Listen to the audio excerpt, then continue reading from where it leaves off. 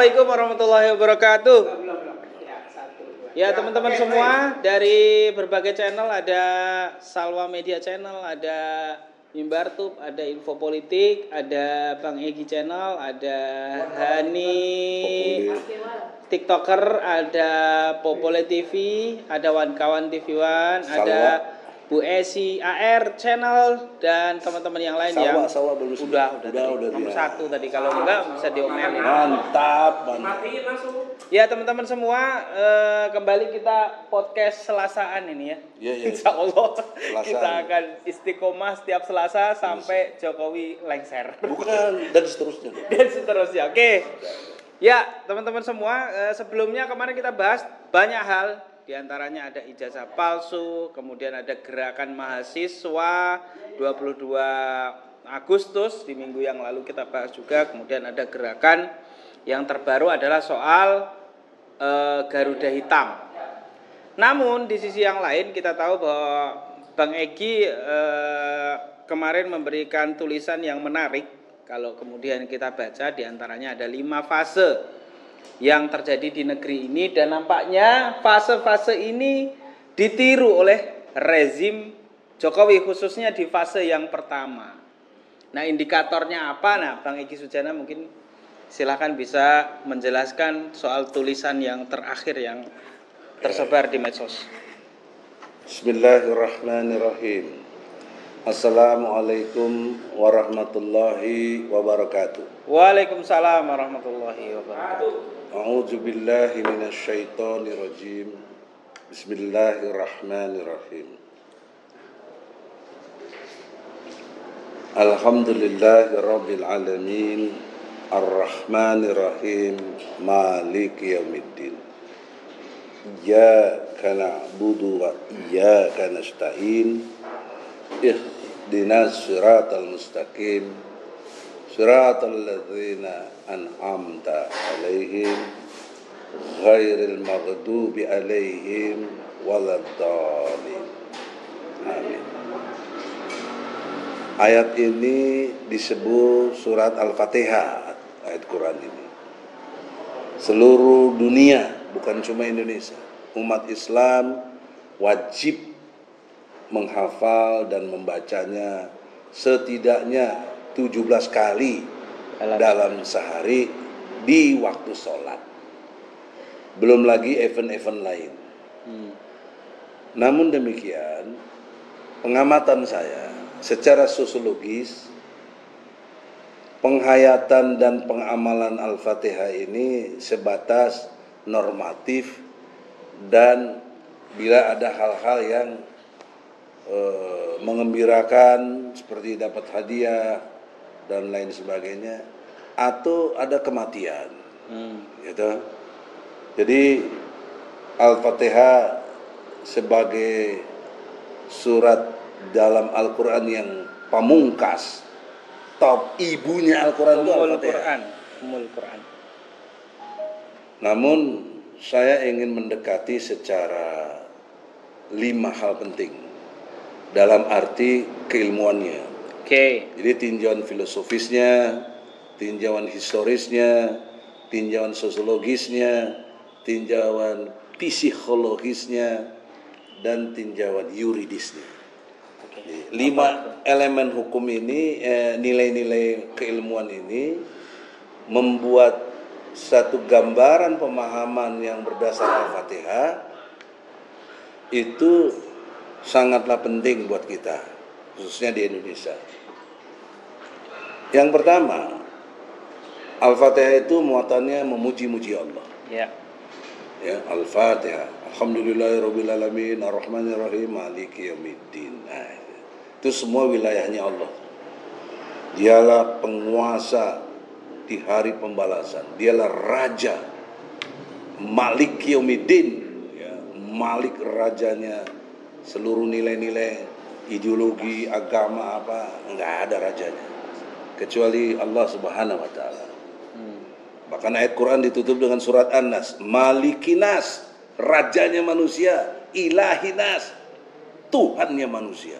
artinya bukan Tuhannya orang beriman saja Ya. yang kepada Allah yang disebut orang Islam, tidak. Seluruh dunia malikinas, Tuhannya adalah Allah, rajanya adalah Allah, ya, ilahinas, ya. Oleh karena itu, poin yang kedua, ini yang dijungkir balikan oleh Barat. Ya. Iyyaka na'budu wa iyyaka nasta'in. Barat amat sangat memuji dan mengedepankan hak. Oke. Maka dikenal HAM, ajasi manusia. Padahal Quran mengajarkan kewajiban dulu. Iyyaka na'budu. Kepadamu kami nyembah, kepadamu kami tunduk, kepadamu kami ikuti perintahmu ya Allah. Baru setelah itu kami minta Dapat hak. hak. Nah, tapi Barat memang suka jukir balikin ayat-ayat Quran, terutama Yahudi ini. Pengaruh di dunia Barat kan kuat sekali. Sampai hari ini Israel tuh, itu rajanya Yahudi kan. Israel itu menurut saya Amerika kecil. Sementara Amerika adalah Israel besar. Nah, jadi sangat mengerikan dalam perspektif tauhid. Kita sudah kalah. Makanya kenapa dunia tidak begitu tentram dan damai? Karena yang didahulukan hak, bukan kewajiban. Padahal dalam dunia kerja dulu baru dapat gaji. Masa minta gaji dulu baru kerja? Enggak ada itu. Oleh karena itu dalam perspektif Al-Fatihah ini dikaitkan kelima ilmu hukum juga ada, sosiologi ada, psikologi ada, historis ada, filosofisnya juga ada. Maka fase yang ketiga dari Al-Fatihah, pertama kan wilayah Allah, kedua hak dan kewajiban. Dalam Islam kewajiban dan hak. Nah yang ketiganya inilah ihdinas siratal mustaqim gitu. Apa itu? Tunjuki kami jalan yang lurus. Nah, pertanyaan seriusnya, yang lurus itu yang mana? Seperti apa? Allah jawab, siratal ladzina an'amta alaihim. Jalan orang-orang terdahulu sebelum kamu. Ya. Yang Allah beri nikmat. Di situ masuk tuh ilmu filosofisnya, historisnya, sosiologisnya. Untuk mempelajari bahkan antropologinya, ya. Orang-orang terdahulu sebelum Nabi Muhammad ini siapa gitu. Nah, kalau lihat kesejarahan itu sebelum Nabi Muhammad ya tentu para nabi-nabi yang sebelumnya.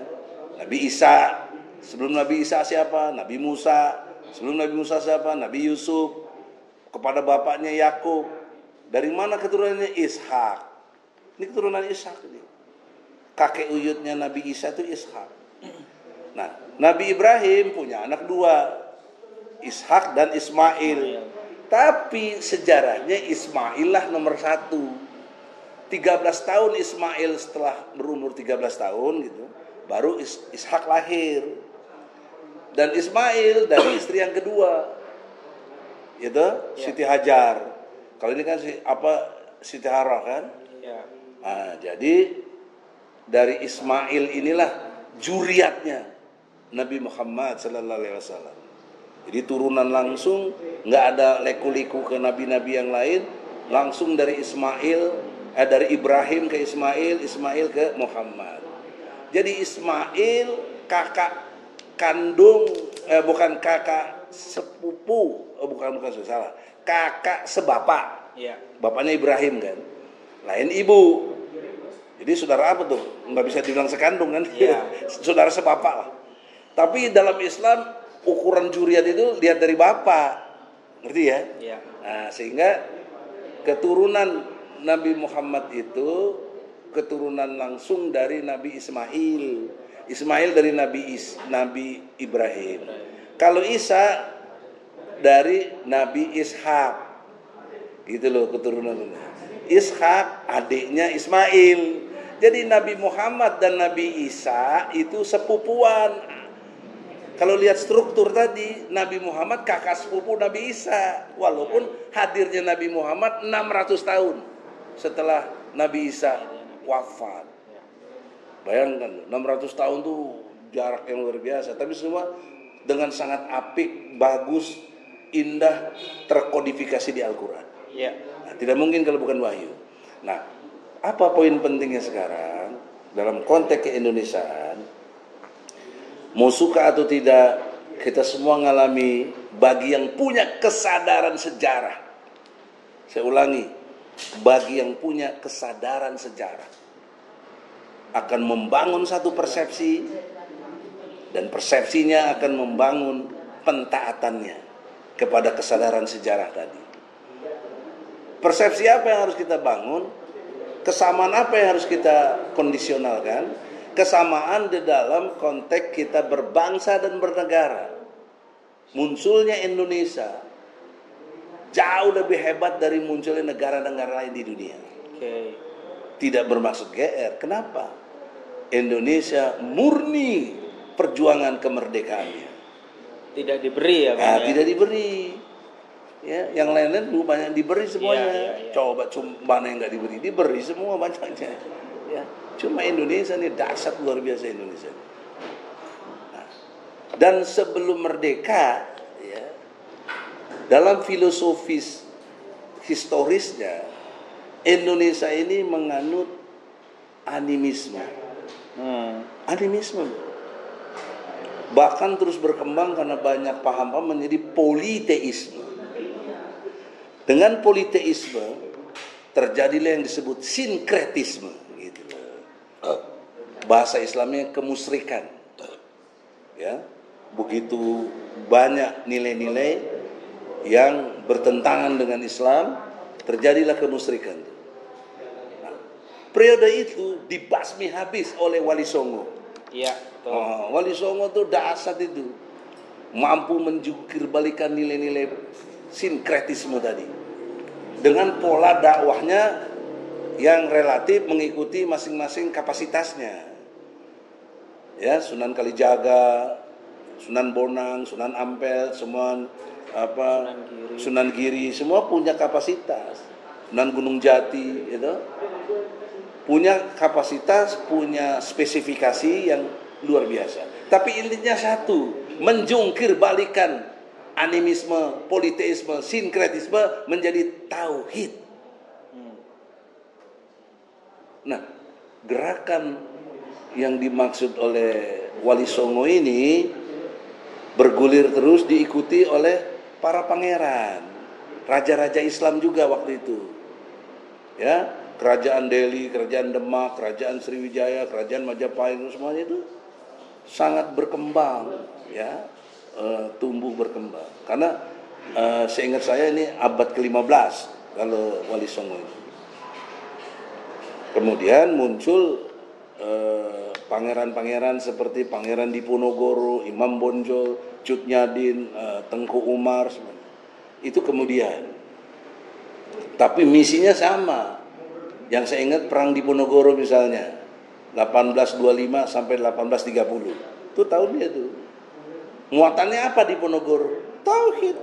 Dia nggak mau dijajah oleh Belanda. Dia lawan itu. Walaupun dia ditangkap, diasingkan, dia lawan Pangeran Diponegoro itu. Nah, kalau sekarang yang ada Pangeran Nipunegoro. Banyak Nipunegoro. Ya, Pangeran Diponegoronya nggak ada. Ya. Nah, jadi itu fakta tauhid yang terus berkembang. Gitu. Nah, kemudian secara politik, nah ini muncul ormas-ormas. Waktu itu yang awalnya sepengetahuan saya adalah Muhammadiyah. Ya, 1912 atau berapa tuh? Ya. Kemudian baru NU 1926 ya. Nah, gitu loh. Tapi akarnya NU Muhammadiyah ini satu guru, satu kakek uyut juga lah. Ahmad Dahlan sama Hasyim Asy'ari. Nah, tapi masing-masing mengembangkan kapasitasnya. Nah, dari sini muncul kekuatan politik, apa namanya? Masyumi. Masyumi ini kumpulan partai Islam, ormas-ormas Islam, kekuatan-kekuatan Islam bergabung jadi satu, Majelis Syuro kaum muslimin Indonesia gitu. Nah, jadi Di situ ada NU, Muhammadiyah, PRT, SI, semuanya ada di situ. Tokoh utamanya Dr. Muhammad Natsir. Nah, ini. Terus ada pengikutnya lagi, ada Prawoto, ada Saripudin, ada sampai ke Kasman Singo di Mejo juga ya. Jaksa Agung pertama itu orang Masumi itu, Kasman. Nah, jadi sejarah ini terus menggeliat. Inilah yang membicarakan tentang Pancasila. Jangan diklaim Soekarno saja. Soekarno iya. Ya, tahun 1945 tanggal 1 Juni itu pidato Soekarno. Tapi Soekarno tidak menyusun Pancasila seperti sekarang. Ketuhanan yang Maha Esa, kemanusiaan yang adil dan beradab, persatuan Indonesia, kerakyatan yang dipimpin oleh hikmah kebijaksanaan dalam permusyawaratan perwakilan, keadilan sosial bagi seluruh rakyat Indonesia. Tidak, Soekarno menempatkan Tuhan nomor 5. Bahkan Tuhan yang berkebudayaan. Itu 1 Juni, pidato tentang gagasan Pancasila. Tapi disalahpahami oleh Jokowi menjadi hari lahirnya Pancasila. Tidak tepat. Apalagi dia buat kepres jadi hari libur nasional. Keliru. Karena sejarahnya tidak begitu. Sejarah yang benar adalah didebatlah gagasan Soekarno tadi. Ya. Pada tanggal 22 Juni. Oke. Jadi 3 minggu tuh. Di Jakarta. Maka disebutlah Piagam Jakarta. Nah, Piagam Jakarta inilah yang menjadi cikal bakal dimaksud dengan Pancasila. Karena ini membalikkan dari yang nomor 5 jadi nomor 1. Ketuhanan dengan kewajiban menjalankan syariat Islam bagi pemeluk-pemeluknya. Itu sejarah bangsa, siapa yang mau bohongin? 22 Juni itu ya, Pak? 22 Juni. Dan semua bersepakat, termasuk Soekarno, termasuk Maramis. Sepakat itu dalam konteks Panitia 9 itu. Nah, namun masalah berikutnya, pada tanggal 17 Agustus tidak diundangkan, tidak diumumkan sebagai satu dasar negara oleh Soekarno. Hanya menyatakan proklamasi. Ya, gitu. Nah, itu sejarahnya begitu. Nah, akhirnya pada tanggal 17 itu nggak disebutkan Pancasila itu dalam perspektif Piagam Jakarta, diprotes oleh Ki Bagus Hadikusumo 18 Agustusnya. Sehingga sidang darurat mulai jam 10 selesai jam 12, karena ini semua ada di risalah perundang-undangan ada ya. Bukan karangan Egy Sujana, mana bisa gitu. Belum lahir waktu itu. Itu sejarahnya adalah muncullah istilah ketuhanan yang Maha Esa. Nah, ini penting sejarah bangsa dengan ilmu tauhidnya juga harus dimengerti. Ini buah dari perjuangan Wali Songo, Hasyim Asy'ari, Wahid Hasim juga ya, dan juga dari Muhammadiyah, Ki Bagus Hadikusumo, ya tuh, Ki Ahmad Dahlan sebelumnya kan. Karena Ki Bagus Hadikusumo itu adalah saat itu ketua umum Muhammadiyah. Tahun 45. Dialah rumuskanlah. Karena Soekarno ngeluh, kalau saya nyatakan ini Indonesia bagian timur katanya nggak mau ikut merdeka. Jadi bagaimana ngatasinya? Solusi keluar dari Ki Bagus, oke lah, 7 kata dicoret. Yang Piagam Jakarta tadi, kewajiban menjalankan syariat Islam bagi pemeluk-pemeluknya dicoret. Nah, yang ada diganti dengan ketuhanan yang Maha Esa. Nah, kenapa semuanya nerima? Karena Ki Bagus background menjelaskan ketuhanan Maha Esa itu berdasarkan surat Al-Ikhlas. Qul huwallahu ahad, Allahus samad, lam yalid wa lam yulad wa lam yakul lahu kufuwan ahad. Ini backgroundnya. Sehingga apa yang dimaksud oleh Ki Bagus juga Allah beri hidayah kepada yang ada di situ, rapat tanggal 18 Agustus itu, menerimalah bahwa ketuhanan yang Maha Esa menjadi sila pertama. Nah, pertanyaan seriusnya, Jokowi kan jadi salah dong membilang Pancasila lahirnya 1 Juni, ya nggak benar. Boleh tanya hukum-hukum ahli tata negara, boleh debat kalau saya salah, luruskan saya kalau salah. Di mana salahnya saya? Ini datanya, dokumentasinya lengkap kok. Perpresnya Jokowi ya yang Oh iya, salah. Kepres atau Perpres? Salah itu. Tahun 2016 saya ingat. Iya. Lah hari lahir Pancasila 1 Juni 45. Salah. Nggak ngerti sejarah gitu. Pembisik-pembisiknya gimana sih? Kalau Jokowi nggak ngerti wajar lah ya.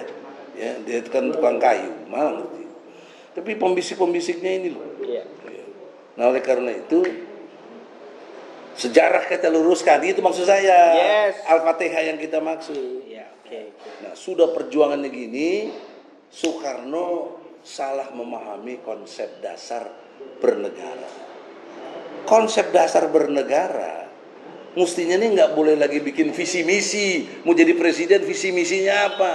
Ini nggak ngerti Pancasila udah 45. Visi misi itu udah terkandung di pembukaan Undang-Undang Dasar 45, khususnya sila keempat. Bukan sila keempat, alinea keempat. Apa? Udah 45 pembukaan mukadimah. Apa alinea keempat itu? Muatannya ada 4 tugas pokok presiden itu. Inilah visi misi presiden itu harusnya ini. Ini yang diagung-agungkan oleh Indonesia ini UUD 45. Di dalam UUD 45 itu ada Pancasila. Jadi bukan Pancasila UUD 45 terpisah. Pancasila ada di UUD 45 alinea keempat. Apa itu, Bang? 4 poin pentingnya. 1, sebagai presiden ya, atau dalam pengertian memimpin negara ini harus menjaga tumpah darah seluruh rakyat Indonesia. 1. Kedua, mensejahterakan umum seluruh rakyat Indonesia. Ketiga, mencerdaskan kehidupan bangsa. Tentu untuk seluruh rakyat Indonesia. Keempat, menjaga ketertiban dunia sehingga skala bentuk penjajahan di muka bumi harus dihapuskan. Ini Undang-Undang Dasar 45, inilah visi presiden. Kok tiba-tiba masuk reformasi menjadi berubah visi presiden terserah si presiden dengan tim suksesnya, kan blon gitu. Udah salah jalan gitu ya. Udah 25 tahun kita salah jalan deh. Apalagi ada para pemuja demokrasi yang blow on atau para blow on pemuja demokrasi itu nggak ngerti. Saya ngeritik ini dianggap garis keras katanya. Keras apaan? Ini sejarah kok, ini undang-undang kok. Nah oleh karena itu fase Soekarno terjebak kepada satu situasi yang tidak tepat, yaitu dia lebih memilih ke garis Uni Soviet, dia lebih memilih menggagas Nasakom, nasionalis komunis. Mana mungkin orang beragama sama nggak beragama bisa gabung? Ya kan mungkin, kan ya tidak mengurangi hormat ya kepada Soekarno. Dia pemimpin bangsa kita, dia yang melahirkan Indonesia, itu nggak boleh nggak diakui. Walaupun harus diculik dulu, kan diculik dulu, maupun Keranggas Dengklok. Tapi sudah, kita tetap hormat. Kita abadikan jadi Bandara Soekarno Hatta, top. Ya, bagi keluarga Soekarno bersyukurlah punya bapak yang the best. Dan ending Soekarno, saya masih hormat. Kenapa? Soekarno lah yang mengeluarkan dekrit 5 Juli 1959 kembali ke UUD 45 yang dijiwai semangat Piagam Jakarta. Jadi apa isi Piagam Jakarta? Ingat nggak tadi? Iya, 7 kata itu. Ketuhanan dengan kewajiban menjalankan syariat Islam bagi para pemeluknya. Menurut saya, secara politik Soekarno ini husnul khotimah, ya, happy ending untuk kepada konteks umat. Ya, dengan segala hormat, Soekarno pantas jadi pahlawan bangsa, gitu loh. Tapi juga jangan lupa banyak juga kekeliruan Soekarno. Gara-gara dia banyak yang mati juga tuh perseteruan kita dengan orang-orang komunis itu. Jutaan orang mati. Ya tahun 65, sebelumnya 48. Wah, emangnya sedikit, mati banyak tuh. Terutama umat Islam dan TNI. Tapi anehnya oleh Jokowi dikeluarkan perpresnya itu. Diampuni yang PKI. Jadi kan PKI seolah-olah jadi korban. Betul. Kalau PKI jadi korban, lalu pelakunya siapa? Pasti nuduh TNI dan Polri dan umat Islam. Ini kekeliruan Jokowi. Maksudnya kita berani luruskan ini. Sebagai anak bangsa, saya sayang dengan Jokowi, saya luruskan Anda. Ya. Karena kesejarahannya tidak paham dan menjadi blunder menyalahkan kita umat Islam dan TNI yang terang-terangan menghantam komunis. Ya. Nah, Soekarno tumbang, masuk fase kedua, namanya Soeharto. Betul. Gitu? Nah, Soeharto dengan gegap gempita membangun semangat bangsa waktu itu untuk menggelorakan hantam komunis. Gitu? Maka berhasillah Soeharto, tapi dalam perjalanannya sejak tahun 67 dikukuhkan sebagai presiden sementara sebelum pemilu kan. Pemilunya kan 71 kalau tidak salah. Itu keliru menempatkan startnya itu tergantung dengan Amerika. Gitu loh. Ya masuklah pengaruh karena diduga banyak tulisan. Saya yang pernah mengedit buku Dr. Susan George tentang Indonesia Baru. Itu diceritakan di situ betapa peran CIA mampu menggulingkan Soekarno. Itu buku ya, bukan kata saya. Saya belum umur saya masih 5 tahun waktu itu. Tahun 65. Nah, oleh karena itu dalam perspektif ini Soeharto kekeliruannya adalah akhirnya tergantung IMF, utang luar negerinya dipuji-puji segala macam, padahal semuanya dengan percaya kepada teori trickle down effect. Satu tetesan atau rembesan yang akan dinikmati oleh banyak rakyat. Nggak pernah ada tetesan itu. Yang justru muncul Soeharto terjebak dengan kepentingan keluarganya, muncullah isu yang besar KKN, korupsi, kolusi, nepotisme. Karena itulah Soeharto tumbang. Oke? Nah, jadi Soeharto tetap ada nilai baiknya, yaitu apa? Menghantam komunisme. Kita harus hargai, jangan terus kita gebyah uyah, nggak benar semuanya, enggak. Bagi keluarga Soeharto ada nilai positifnya. Soeharto mampu untuk mengatasi komunis itu. Walaupun kontroversi banyak, dugaan-dugaan yang negatif, saya nggak peduli itulah. Tapi yang lihat ada di permukaan Soeharto bisa menghantam komunisme, bahkan menutupnya, bahkan melahirkan keputusan MPR nomor 25 tahun 1966 melarang ideologi komunis, Leninisme untuk diajarkan. Itu sejarah bangsa, jangan dicabut. Ya, karena itulah legasinya Soeharto yang the best. Walaupun segala banyak kekurangannya juga ada. Kita objektif. Kemudian Habibie, kemudian Gus Dur, kemudian Megawati nggak saya hitung. Bukan nggak penting, karena periodenya singkat. Habibie aja cuma 1,5 tahun.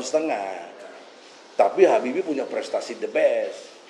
Seingat saya, Habibie mampu saat kepemimpinan mengeluarkan hasil perundang-undangan 500 undang-undang selama periode 1,5 tahun itu. The best, Habibie. Dan Habibie membawa nilai positif untuk perkembangan Islam. Lewat apa? It's me. Saya waktu itu ada di Sides, ya, ada bersama almarhum Adi Sasono. Yang sekarang masih hidup, ada teman saya itu, Jumhur Hidayat. Boleh tanya, masih hidup dia itu. Jumhur Hidayat. Dan juga sepermainan dengan Syah Ganda. Gitu. Jadi ada, kita bukan aktivis ece-ece dari kemarin sore, udah lama. Dan Habibie secara prestasi ilmu pengetahuan mampu mendirikan IPTN, tapi karena dengkinya mereka IPTN dihapuskan. Padahal dia mampu memproduk pesawat terbang. Betul. Dan itu kebanggaan orang Makassar. Habibie itu kok dilecehkan begitu, kasihan. Ilmunya yang begitu luar biasa, tapi nggak dianggap di negeri kita, dilecehkan dan dijatuhkan waktu dia presiden. Dengan cara apa? Laporan pertanggungjawaban presidennya ditolak. Dan Habibie tahu diri, dia tidak mau mencalonkan diri lagi jadi presiden. Itu orang hebat itu. Saya puji beliau. Karena satu-satunya presiden yang nggak saya lawan Habibie. Yang lain saya lawan. Ya. Termasuk Soeharto saya lawan. Waktu itu, Ajas Tunggal Pancasila. Sampai di penjara saya, di Laksus di Keramat 5 situ. Ya. Habibie enggak, karena dia baik sama Islam. Jadi ada kontribusi yang positif. Semoga layak di surganya. Amin. Amin. Nah, Megawati enggak kehitung lah. Apa bukan enggak dihitung, enggak, ya enggak ada prestasinya apa gitu loh, susah. Legasinya apa? Kecuali jual-jual BUMN, kapal tanker gitu kan. Allah. Yang kita lihat itu. Masuk Gus Dur juga kita enggak inilah. Tapi Gus Dur dikenal bapak bangsa karena pluralismenya. Ya, Konghucu segala macam tuh zamannya Gus Dur. Ya. Nah, masuklah SBY. Ya, SBY kita hitung karena dia 2 periode, 10 tahun. Nah, SBY keterjebakannya lagi adalah dia juga masih mengandalkan jargon-jargon demokrasi, hak asasi manusia, ya, dan lingkungan hidup. Itu ujung-ujung ceritanya tidak demikian gitu loh, karena dia terjebak kepada jadi di bidang perminyakan aja banyak kartel tuh perminyakan itu. Ya. Saya tahu lah orang-orangnya, nama juga saya tahu. Ya, tapi nggak perlu lah kita. Nggak perlu disebut. Ya. Oleh karena itu kekeliruannya itu tetap memiskinkan bangsa. Oke. Dengan cara struktur kekuasaannya dia kuasai, dia beri peluang banyak kepada seperti zaman Soeharto kepada konglomerat kan. Zaman Soeharto kan ada Lim Suliyong segala macam, ya. Kemudian mulai zamannya SBY juga muncul cikal bakal oligarki itu. Gitu. Oh, ya. Zamannya SBY. Iya, dari situ mulainya. Dan juga bullshit soal demokrasi karena saya ditangkap. Gara-gara ngomong di KPK SBY terima mobil Jaguar gitu. Ya, tangkap, proses, diadili, penjara saya 3 bulan, masa percobaan 6 bulan. Masa percobaan itu memang saya nggak masuk penjara, tapi ngeri bos, salah sedikit kelakuan saya masuk penjara. Misalnya ditilang apa segala macam kan dianggap nggak berbuat baik. Itu saya jabani. Dan saya nggak peduli, saya lawan terus. Gitu. Terakhir Bang. Nah, jadi dengan segala hormat SBY masih hidup, kalau saya nggak bener bantah. Jangan dilaporin polisi, buat podcast lagi dong, bantai Egy Sujana nggak benar gitu. Itu baru namanya demokrasi, gitu. Betul. Ya kan? Tapi SBY tetap ada baiknya, ya, untuk bangsa ini yang pada sisi lain, walaupun namanya ditaruh di pantat kerbau tuh SBY, dilepas kerbau itu di Bundaran HI, nggak marah dia. Dan saat SBY itulah dihapus pasal penghinaan kepada presiden. Yang menghapus itu saya sama si siapa Lubis itu dari Indemo itu, ya, Lubis namanya saya, dan yang tampil di sidang MK namanya Bang Hariman Siregar, Sri Bintang Pamungkas, Profesor Sahitapi. Nah ini yang bantu saya waktu di MK. Ketua MK-nya Jim Lee. Nah, Jim Lee waktu zamannya Habibie dia sekretarisnya dari si Menteri Pendidikan tuh. Waktu saya diterima istana oleh Habibie, yang ngatur-ngatur tuh Jim Lee gitu loh. Jadi kita mah udah kenal lama. Nah, tapi dilalahnya ada baiknya Jim Lee mendengar aspirasi kita, dari 9 hakim 4 lawan saya, 5 dukung saya. Dugaan saya yang terakhir yang dukung saya adalah Jim Lee. Nah itu atas peran jasa baik dari Bang Hariman Siregar. Karena saya tahu dia telepon tuh Jim Lee itu sebagai ketua MK itu.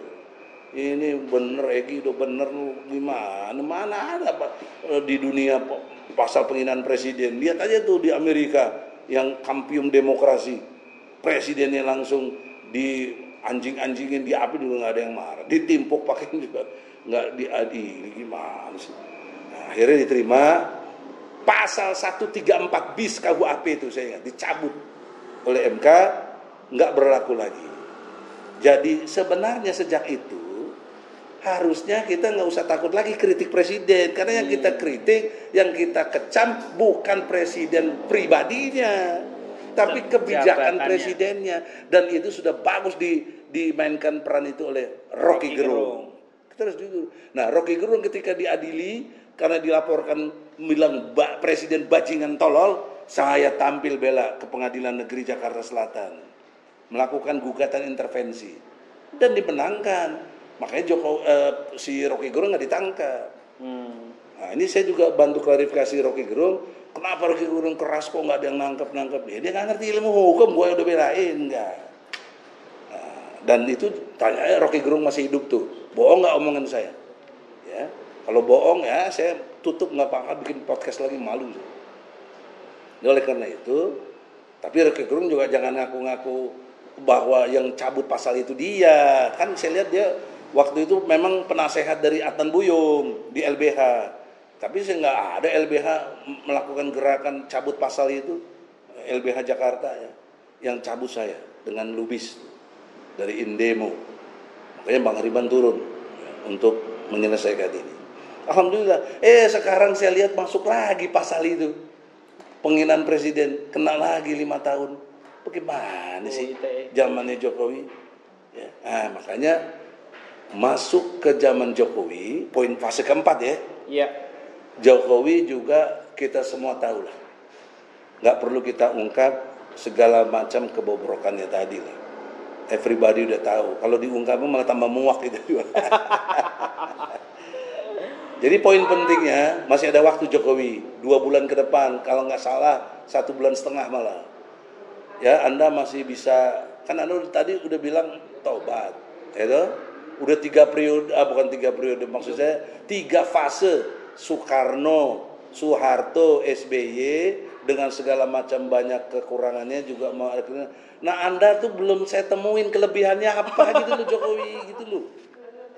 Saya heran gitu. Allah ya Romi, kalau tadi kan masih ada kelebihannya. Masih ada. Kalau Jokowi nggak ada. Saya jadi penjara tahun 2019, saya di penjara. Cuma gara-gara ngomong ini pemilu curang, pilpres curang. Waktu itu saya belain Prabowo dan saya ngomong di depan rumah Prabowo, Jalan Kertanegara 4 itu, Kebayoran.